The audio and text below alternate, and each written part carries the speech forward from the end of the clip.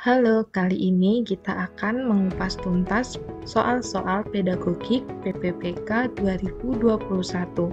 Langsung saja kita mulai pada soal yang pertama. Terdapat KD menerapkan konsep pengukuran berbagai besaran dengan menggunakan satuan standar atau baku. Dalam kehidupan sehari-hari, banyak cara untuk mengukur panjang suatu benda, seperti menggunakan ukuran langkah, depa, dan meter. Di antara pilihan berikut yang merupakan indikator pencapaian kompetensi berpikir tingkat tinggi adalah A. Menganalisis kesalahan yang mungkin terjadi dari hasil pengukuran panjang. B. Menjelaskan pentingnya menggunakan alat ukur standar dalam pengukuran. C. Menyebutkan jenis-jenis alat ukur standar, besaran, dan satuan panjang. D. Menjelaskan perbedaan ketepatan mengukur panjang suatu benda dengan alat ukur standar dan alat ukur tidak standar. E. Menjabarkan cara menggunakan penggaris untuk mengukur panjang benda. Kira-kira jawaban manakah yang paling tepat untuk menjawab soal ini? Teman-teman bisa ngeklik pause untuk menentukan atau memikir terlebih dahulu untuk mencari jawaban yang benar. Jika sudah, teman-teman bisa menekan tombol play kembali untuk mengetahui jawabannya. Jawaban yang tepat pada soal ini adalah E, yaitu menjabarkan cara menggunakan penggaris untuk mengukur panjang benda. Kemampuan esensial sesuai KD adalah menerapkan, yaitu C3. Indikator yang menuntut kemampuan menerapkan bisa menjabarkan cara pengukuran atau mengukur. Untuk aspek kemampuan melakukan pengukuran yang sebenarnya bagian dari menerapkan biasanya ditagih melalui kompetensi dasar keterampilan atau KD pada KI 4. Soal terdapat KD menerapkan. Nah, menerapkan ini merupakan C3, sehingga jawaban yang tepat itu adalah dengan menggunakan kata kunci menjabarkan. Kita bahas pada masing-masing opsi. Yang pertama adalah opsi yang A, yaitu menganalisis kesalahan yang mungkin terjadi dari hasil pengukuran. Di sini ada kata kerja menganalisis. Menganalisis merupakan kata kerja untuk C4 atau menganalisis.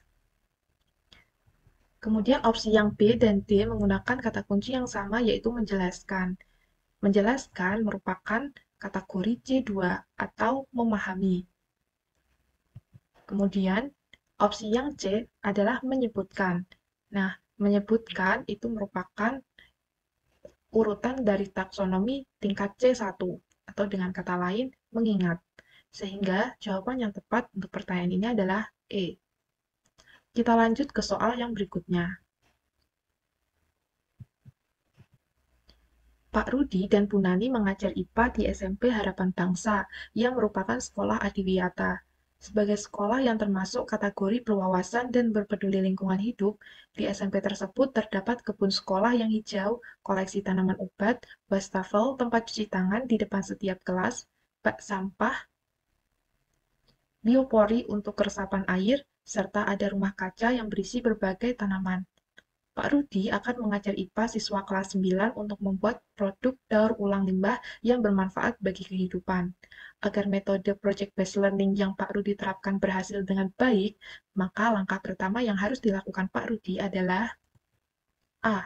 Menugaskan siswa mengidentifikasi beragam limbah di sekolah. B. Menugaskan siswa memfokuskan pada limbah kertas atau plastik. C. Menetapkan jenis produk daur ulang yang akan dibuat. D. Membuat jadwal alokasi waktu pembuatan produk. E. Mempresentasikan hasil-hasil karya daur ulang limbah. Jawaban yang tepat untuk pertanyaan ini adalah A. Pembahasannya pada sintaks model pembelajaran project-based learning yaitu langkah-langkahnya yang pertama adalah penentuan pertanyaan mendasar atau membuat produk apa terkait limbah yang ada di sekolah. Sebelum menentukan produk yang akan dibuat, siswa perlu mengidentifikasi limbah yang ada di sekolah tersebut. Kemudian langkah yang kedua adalah merancang rencana proyek. Kemudian yang C, yaitu menyusun jadwal membuat proyek. Kemudian langkah yang D atau langkah yang keempat adalah memonitor kemampuan proyek. Yang E adalah menguji proses dan hasil belajar. Kemudian langkah terakhir adalah mengevaluasi pengalaman membuat proyek. Sehingga langkah pertama yang harus dilakukan Pak Rudi Agar pembelajaran project-based learning ini dapat berjalan adalah dengan menugaskan siswa untuk mengidentifikasi beragam limbah yang ada di sekolah, sehingga siswa bisa menentukan produk apa yang akan dibuat.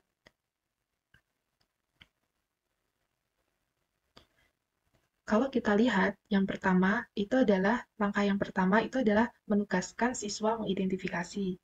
Nah, kemudian langkah yang kedua itu adalah bisa dengan cara menetapkan, berarti ini yang pertama. Dengan demikian, berarti langkah pertama yang harus dilakukan itu adalah menugaskan siswa mengidentifikasi beragam limbah di sekolah. Nah, ternyata setelah diidentifikasi limbah-limbah yang ada di sekolah, ternyata di situ misalnya banyak ditemukan limbah kertas atau plastik, sehingga siswa diberikan pilihan atau opsi untuk menentukan akan mendaur ulang limbah kertas atau plastik. Nah, kemudian langkah selanjutnya itu adalah dengan menetapkan jenis produk daur ulang yang akan dibuat, kemudian menentukan jadwal alokasi waktunya, dan mempresentasikan hasil karyanya. Semoga bisa dipahami dengan baik. Mari kita lanjut ke soal yang berikutnya.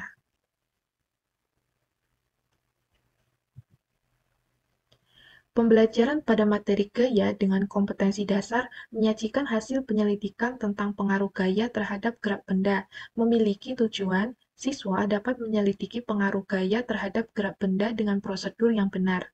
Manakah di antara strategi-strategi berikut yang paling tepat untuk mencapai tujuan tersebut? A.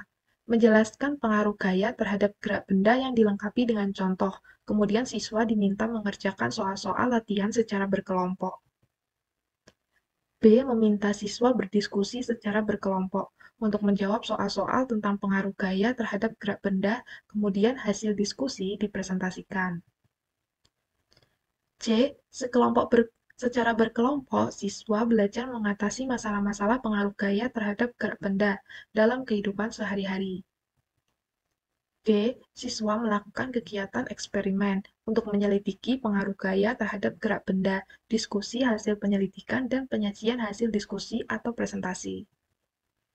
E. Membentuk kelompok ahli yang bertugas menyelidiki pengaruh gaya terhadap gerak benda dari berbagai literatur. Kemudian, kelompok ahli menjelaskan hasil penyelidikannya kepada kelompok asal masing-masing, dan selanjutnya setiap kelompok presentasi.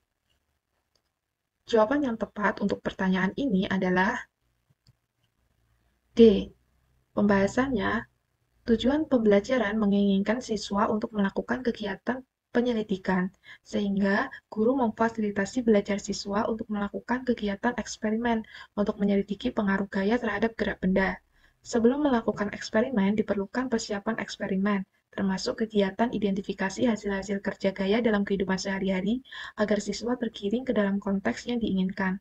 Selanjutnya, siswa diminta melakukan eksperimen berdasarkan LKPD yang tersedia. Kalau kita bahas masing-masing opsi, kita lihat dulu pada opsi yang A.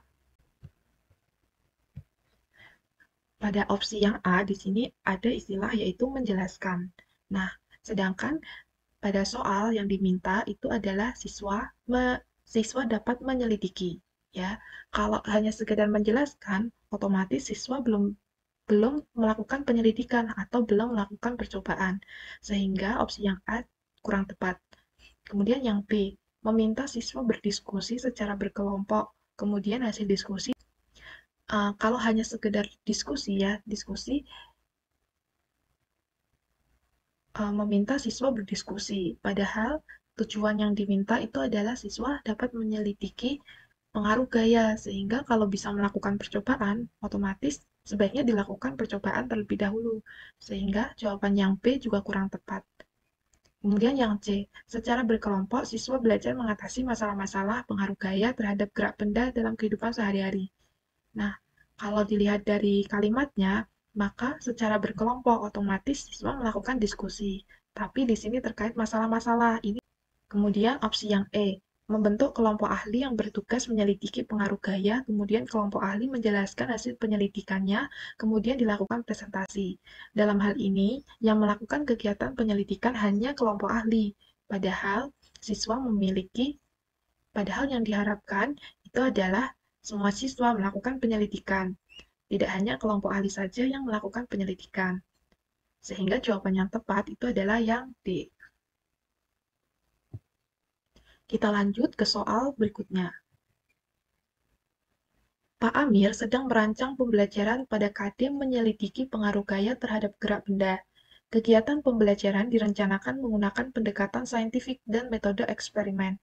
Berikut ini yang paling tepat sebagai A-persepsi adalah A.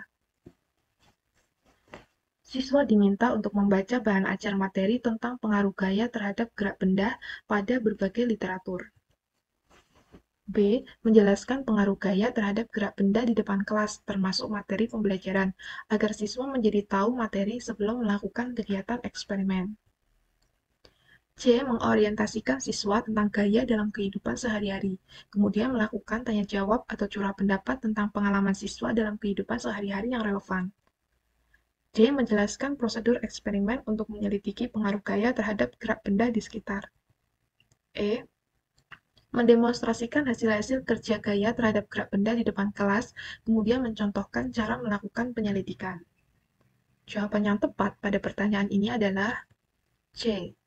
Pembahasannya, untuk mengorientasikan siswa dalam kegiatan penyelidikan pengaruh gaya terhadap gerak benda, siswa diharapkan sudah terlebih dahulu mengetahui konsep gaya dan konsep gerak.